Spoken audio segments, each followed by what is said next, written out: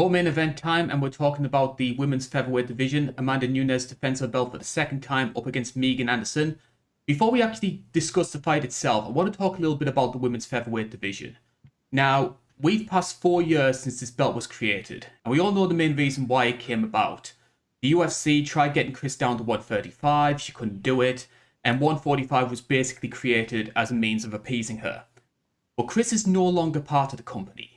Yet this division hangs around almost in this sort of zombie state. Like right now, we have four natural female featherweights on the roster. One of them is a 38-year-old who's had one pro fight. And even though I do like a lot of the girls, there's no one there who I would consider sort of must-watch television. If the UFC are keeping this around for the reason I think they are, which is them trying to get Nunes over by having a lob around the vanity belt, it's not having the impact they think it is. I don't think it raises her stock fighting people like Megan and Felicia Spencer. It mothballs bantamweight when that division needs a lot of help. And it doesn't do anything for pay-per-view numbers because Nunes versus Spencer was, 80,000 buys, which is the lowest since 2004. For me, the UFC need to do one of two things. Sign 15 to 20 girls and make a serious attempt at the division. Or scrap the whole thing. Because this sort of like 1 foot in, 1 foot out, we kind of got a division, but we haven't really, isn't helping anyone. Yeah, I fully agree there. I think it's considerate how much thought you put into this because I honestly don't even care about the division enough to have thoughts like that. But I agree with everything you said. I was kind of wondering who the 38-year-old woman is. Daniel Wolf. Um, Danielle Wolf. Wow. Yeah, contender series, right? Um, didn't they just match her up with some really crude matchup with Spencer, right? It's Felicia Felicia Spencer. Spencer, yeah. That's terrible. I mean, yeah, it's a terrible division. I mean, Farron Dos Santos is garbage. Leah Letson hasn't fought in the UFC in a long, long time. So there's really 3 or 4 fighters in the entire division yet. I think they're kind of just keeping it around as like a trophy division for Nunes. I think they signed Megan Anderson, and now they kind of don't know what to do with her. I think they planned on putting Megan Anderson in this title fight a long time ago, but she just lost and lost, and they finally are able to put her in this spot here. So you can start off talking about your prediction for the fight, Carl. The odds in this one are Nunes minus 1,200 would put her chances at a little bit above 92%, I think. So you agree with that? Well, I put this to the poll on the YouTube page, and they've got this 90% for Nunes to win this one. So that's around the same sort of price they gave her versus Felicia Spencer.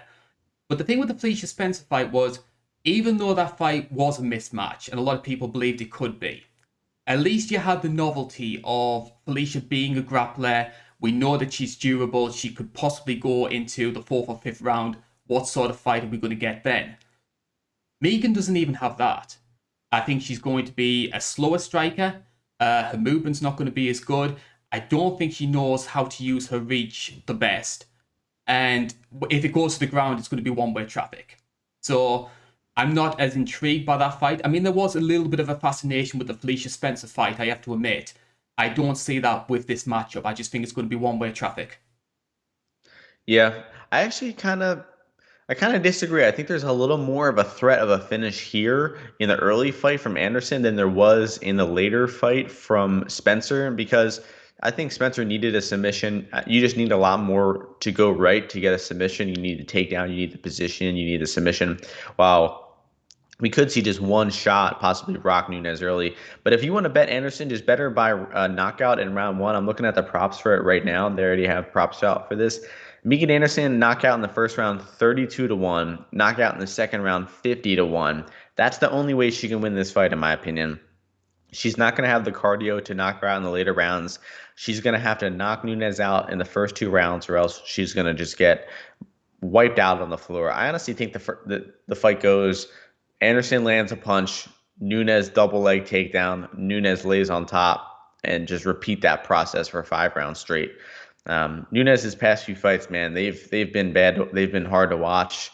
The Duraname fight in particular, I thought she looked pretty pathetic in that fight. I mean, she won the fight clearly, but she didn't look like a championship caliber fighter. She looked a bit gassy. She was kind of tired. She got rocked on the feet at times. I don't like this 145-pound weight class for Nunes. I think she looks like significantly worse than she does at 135. Like that extra weight just doesn't do good things for her. Of course, she's had some memorable performances, like knocking out Cyborg, but even like the Holly Holm fight at bantamweight, I mean, she looked much sharper in that fight. I think she kind of looks like a little chubby and slow at this 145-pound weight class. So I'm expecting another boring decision. But Anderson is bad enough on the mat that we might see Nunes find a finish. I mean, Durandame is not a great grappler either, and Nunes was too tired to attempt a finish there. If Nunes' cardio is in a little bit better shape here, I could see her getting a finish in rounds 3, 4, and 5 because Anderson is just so bad off of her back. She's not going to be able to stop any takedowns, and Nunes probably just lays and prays for 25 minutes. The one thing I've noticed with Nunes as well, and this is probably one of the things that might give Megan a bit of a chance here. Nunes has started getting into this habit where she wants to try and beat her opponent at their own game. She could have very easily finished Felicia Spencer on the feet, but for whatever reason, she wanted to out-wrestle her. She wanted to out-grapple the grappler. And she was very happy to stand and trade with Jermaine in that first round, and only changed tact when Jermaine cracked her. So if she tries doing that with Megan Anderson, tries to strike the striker, Megan's always going to have a puncher's chance. And we have seen Mhm. Megan, admittedly against lower level competition, she can crack. I mean, Holly Holm Yeah. didn't want to strike with Megan Anderson, which should tell you something. Yeah. So, I mean, realistically, 32-1 for a first round knockout. I'd take that for $5 or something like that. What the hell? You might as well to have a little bit of fun in the fight. I mean, it's certainly you certainly don't want to have a bet on Nunes by decision or something like that. Just waiting the whole 25 minutes, hoping that Anderson doesn't get finished at some point.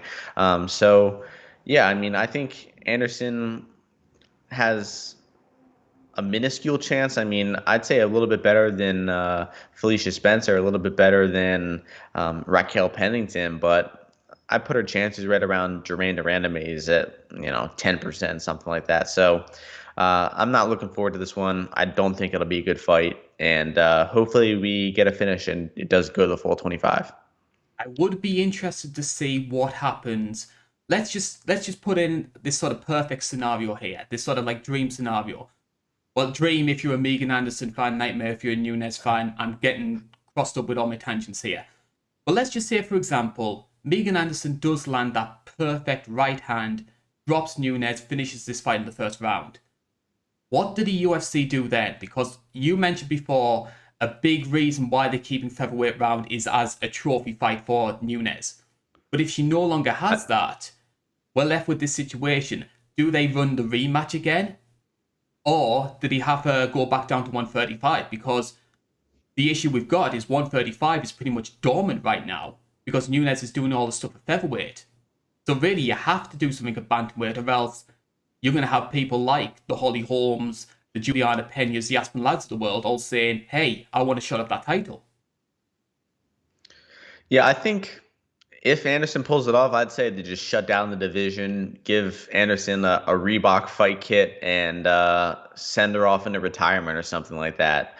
Um, I mean, realistically, I guess they do the rematch if that happens because Nunes has defended the belt so many times. But and then if that rematch happens, we will see Nunes like Ben Askren out there shooting for a takedown literally as the fight starts in the first 5 seconds. So um, it would be a fun little upset to see if it happens, but realistically don't get your hopes up because Nunes probably just double legs her 10 seconds in.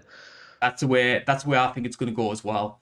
Um, she's either going to play it safe, out wrestle her, and finish her with strikes in the first round, or she's going to catch Megan in the first round, and Megan's not going to like getting punched. We can see her maybe getting wobbled a couple of times, or either finished against the fence, or Megan tries shooting, and Nunes gets the job done on the ground.